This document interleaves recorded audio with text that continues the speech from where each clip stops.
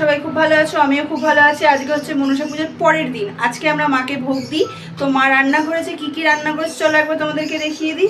এই যে এখানে আছে কাশ্মীরি আলুর দম, যেটা খেতে দেখে কালারটা তো সুপার ডুপার এসে, টেস্ট তো প্রচুর হবে। মা হেভি সুন্দর রান্না করে। এখানে আছে পোলাও, এইটুখানি পোলাও ভাববেন না, এই যে পোলাও।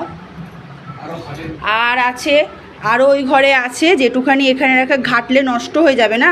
আর ওই যে বাবা বসে বসে ওখানে দেখছে, মা এখানে এই যে এখানে আমাদের ঠাকুর। আচ্ছা, এটা আমার মাসির বাড়ি, ভাববেন না এটা আমাদের বাড়ি, ঠিক আছে।